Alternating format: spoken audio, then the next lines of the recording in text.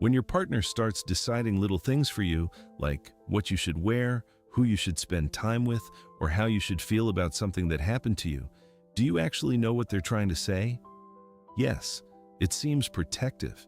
It seems like they care so much that they want to be involved in every corner of your life.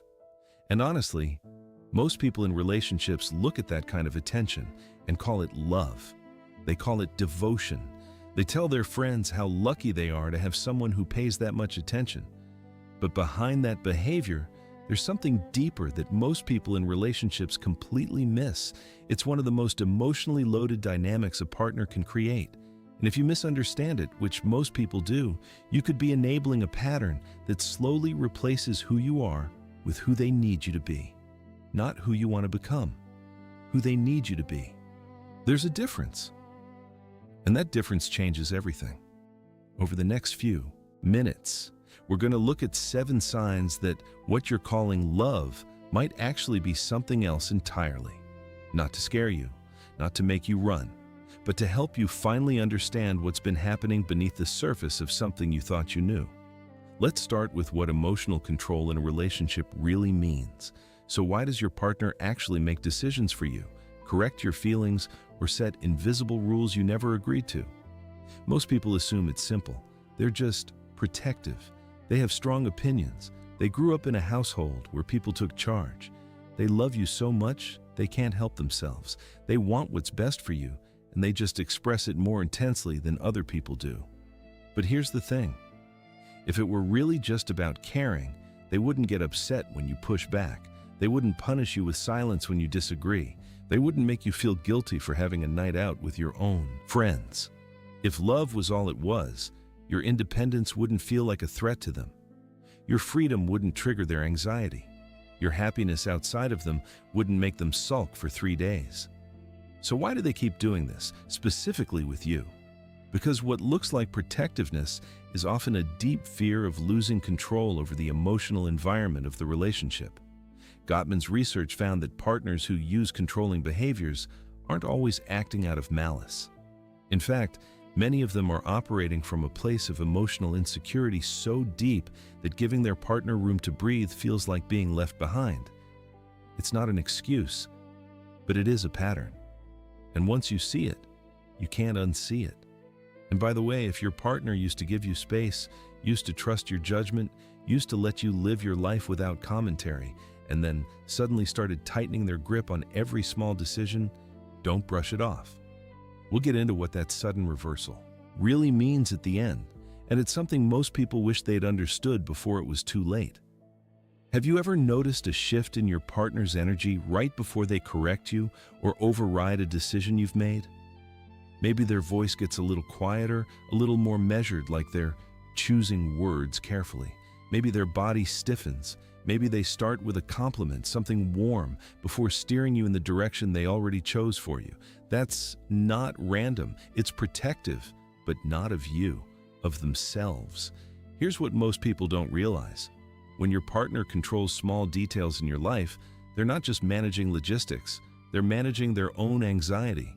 In attachment theory, this is called a form of protest behavior. It's not rejection. It's not cruelty for the sake of it.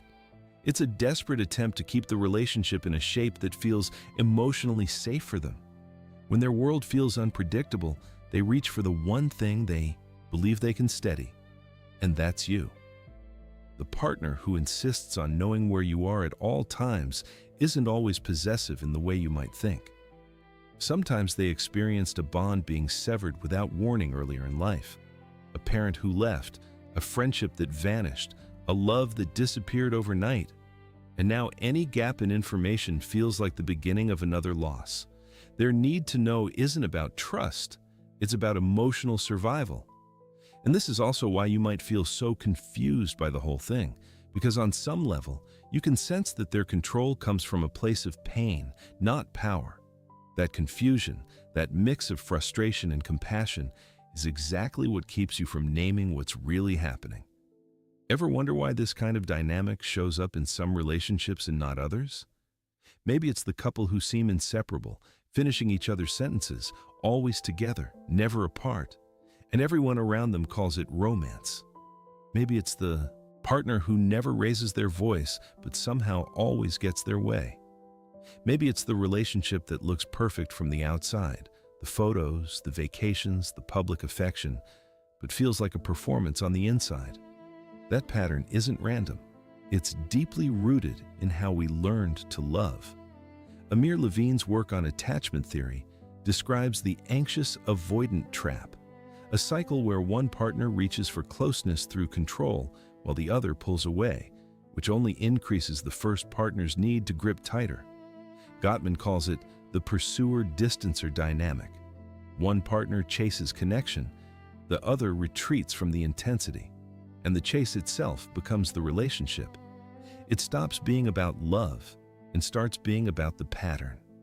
Watch how this plays out in real life.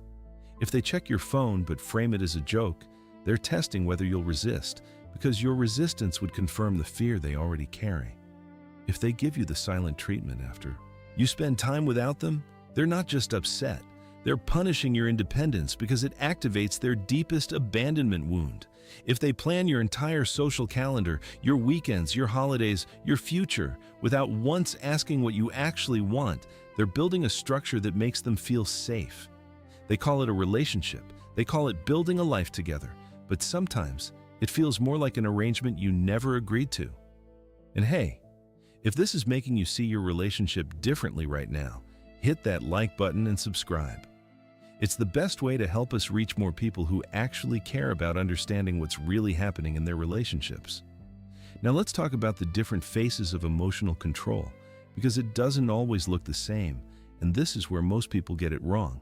Does your partner control through criticism, through worry, through generosity, or through silence?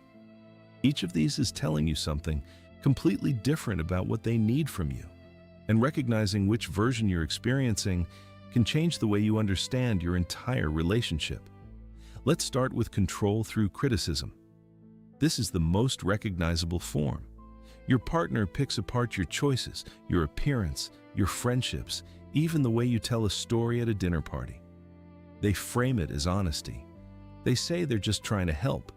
They tell you they have high standards because they believe in you.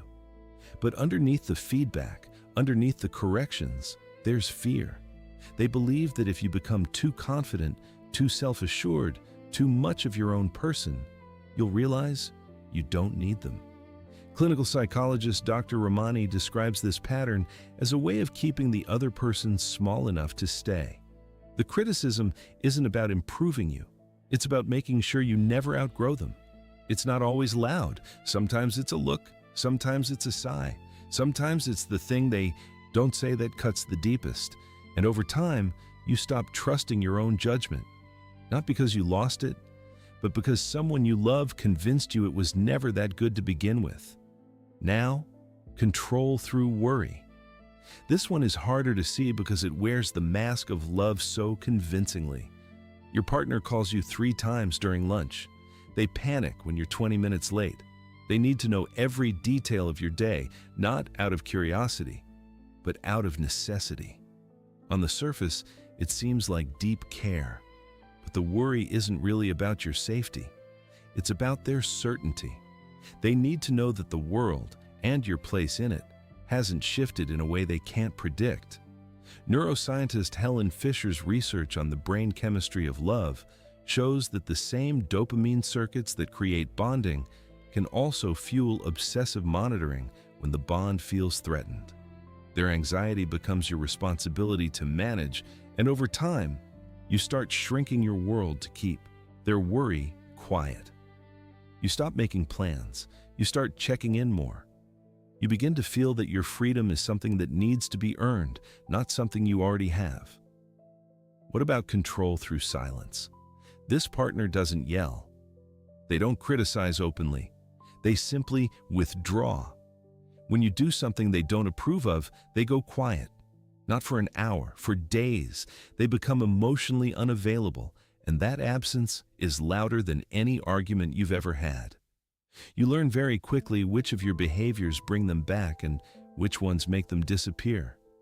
Esther Perel has spoken about how silence in a relationship can become a form of power because the person who controls the emotional temperature controls the relationship itself. You don't get a fight, you get a void, and that void trains you faster than any words ever could. Because at least with words, you can argue back. With silence, there's nothing to push against. Just empty space where connection used to be. And then there's control through generosity. That's the one most people never see coming. Because it doesn't look like a problem. It looks like love at its finest. Your partner pays for everything, plans every date, makes every decision so you don't have to carry the weight. They position themselves as the giver, the provider, the one who holds everything together. But underneath, there's a quiet ledger being kept. Every act of generosity is a deposit into an account they will withdraw from later. And when you try to assert yourself, when you try to make a choice they didn't pre-approve, they remind you of everything they've done. The generosity was never free. It was a contract you didn't know you signed. And that's what makes it the most dangerous form of control on this list, because you feel guilty for even questioning it. How do you name something as manipulation when it arrived dressed as a gift? Have you ever noticed that you start editing yourself around your partner when they do any of these things? You're more cautious with your words. You think twice before mentioning a friend they don't like. You rehearse conversations in your head before having them out loud. You explain yourself more than you ever used to, even for things that don't require an explanation. That's not a coincidence. It's an emotional shift that the dynamic between you created. In relationship psychology, this is called hypervigilance. It's the state of constantly scanning your environment for emotional threats, adjusting your behavior before the threat even arrives. You become a student of their mood. You notice what makes them shut down and what makes them open back up. And without realizing it, you build your entire day around avoiding their displeasure. Researchers studying emotional conditioning in intimate relationships found that partners on the receiving end often develop a heightened sensitivity to tone, facial expression, and even the timing of text messages. You start reading your partner the way someone reads the sky before a storm. Not because you want to, because you've learned that calm can shift to cold without any warning. Think about that for a second.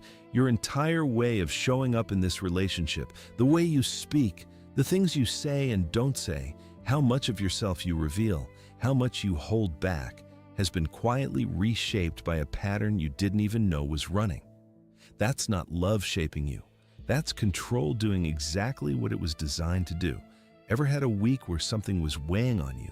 Maybe stress from work, maybe a quiet doubt about the relationship that you hadn't spoken out loud, and your partner's behavior shifted before you even said a word? They got colder, or suddenly more attentive, or they picked a fight about something that had nothing to do with what was actually going on. That's not a coincidence. They felt it before you said anything. Partners who have been together long enough develop an emotional radar for each other. Gottman calls these emotional bids the small signals we send and receive without any awareness that they're happening. A slight change in how quickly you respond to a message, a shift in the way you sit beside them, the fact that your laugh was a little thinner at dinner. They register all of it. Most of it they can't even put into words themselves. It's not a conscious process. It's emotional pattern recognition built over months or years of being with you. And here's where it gets even deeper. Your partner isn't just reacting to what you say or do. They're reacting to the version of you that you don't even know you're showing. The micro-signals of doubt, exhaustion, quiet resentment, emotional withdrawal. They feel all of it before you found the words. And their controlling behavior often spikes, not because you did something wrong, but because they sensed something in you beginning to shift. They tighten their grip not because you pulled away, but because they felt you starting to think about it. So what does it mean when a partner who has been controlling suddenly stops? This is what I mentioned earlier, and it's something everyone in a relationship needs to understand. If your partner has been monitoring your movements, correcting your choices, managing your emotional world for weeks or months, and then suddenly lets go, don't just feel relieved. Pay attention. People in relationships are creatures of pattern. When they break one this significant, something real has shifted beneath the surface. Sometimes the reason is Emotional growth. They've done the internal work, maybe through therapy, maybe through a conversation that finally broke through, maybe through a painful moment of honest self-reflection. And they've realized that what they called love was actually fear dressed up as devotion. They're choosing to trust you, and that choice is incredibly hard for them. It costs them something every single day. It deserves to be seen. Other times, it's strategic. They've learned that overt control pushes you away, so they switch to something subtler. The monitoring becomes less visible, but no less constant. They stop telling you what to do and start making you feel guilty for doing it on your own. The control didn't disappear, it just evolved into something harder to name. And sometimes, it's the most unsettling reason of all. They've emotionally disconnected. The control was never really about the rules or the logistics or the details of your day. It was about how desperately they needed to feel close to you. It was the only bridge they knew how to build. When that need fades, so does the grip. And the silence that replaces it isn't peace, it's distance. Brené Brown's research on vulnerability shows that the people who have the deepest connections are those who can sit with uncertainty in their partner without trying to fix it or control it. When someone stops reaching for control and simply lets the relationship breathe, it's either a sign of profound emotional courage or a quiet signal that they've stopped fighting for the bond altogether. And only you, from inside that relationship, can feel which one it is. Because those 7 signs, the criticism, the worry, the silence, the generosity that comes with invisible strings, the way you've already changed without realizing it, the signals you didn't know you were sending, and the moment it all suddenly stops, they were never just habits. They were never just quirks or personality traits or things you had to learn to live with. They were a conversation your partner was having with you in the only language they knew how to use. And now, you understand what they were really saying.